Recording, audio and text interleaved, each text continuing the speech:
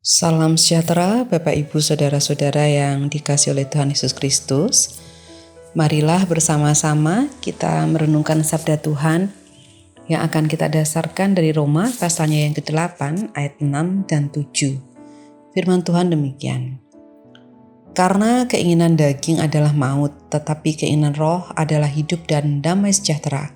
Sebab keinginan daging adalah perseteruan terhadap Allah, karena ia tidak takluk kepada hukum Allah. Hal ini memang tidak mungkin baginya.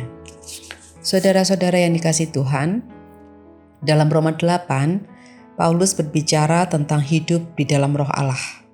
Salah satu tanda orang yang hidup dalam roh adalah hidup dalam damai sejahtera dengan Allah, di mana tidak ada perseteruan dengan Allah. Berseteru dengan Allah berarti sikap hidup yang menolak Allah. Terkadang kita menerjemahkan sikap menolak Allah secara dangkal.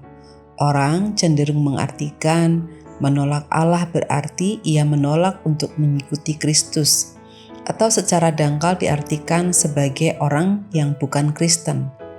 Namun sesungguhnya seorang Kristen pun dapat menjalani kehidupan dalam perseteruan dengan Allah. Sayangnya, terkadang perseteruan itu tidak disadarinya. Hidup dalam perseteruan dengan Allah adalah ketika seseorang enggan bahkan menolak firman Tuhan. Tanda-tandanya bisa sangat terlihat secara teknis, seperti ia tidak tertarik dengan firman Tuhan dan menjadi menjauh dari firman itu.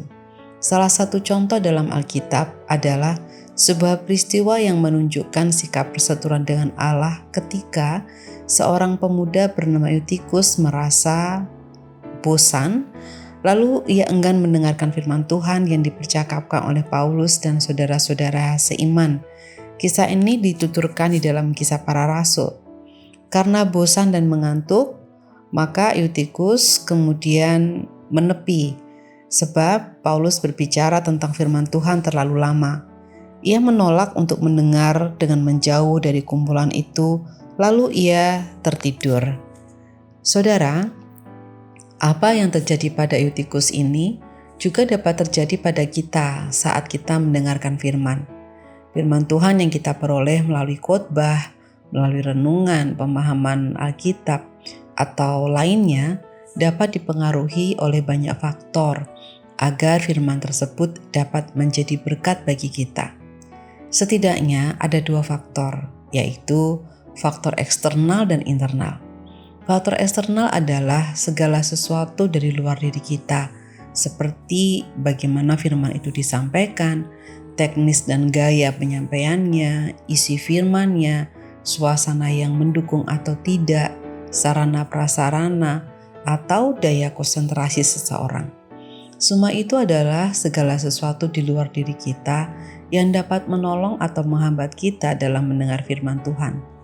Namun sebenarnya ada faktor yang lebih menunjang firman itu dapat menjadi berkat atau tidak bagi kita, yaitu faktor internal, faktor yang bersumber dari dalam diri kita.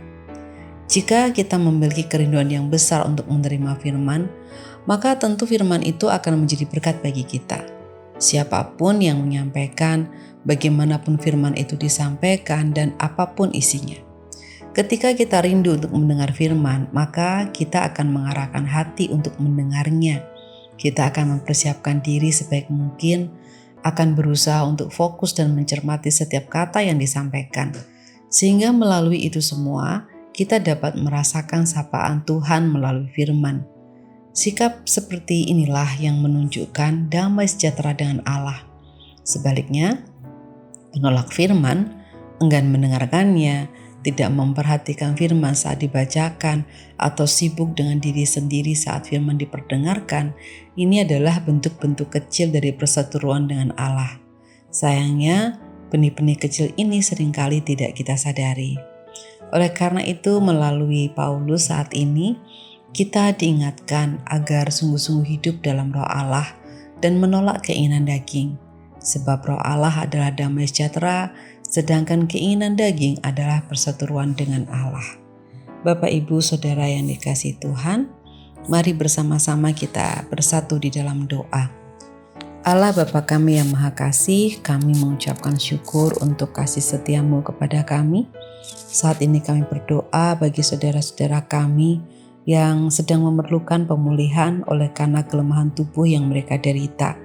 Kami juga berdoa untuk kehidupan bergereja, untuk para pelayan umat yang memberi diri mereka untuk melayani Tuhan melalui jemaat. Kiranya Engkau berikan kekuatan, kerendahan hati, ketabahan dan juga ketulusan di dalam melayani Engkau.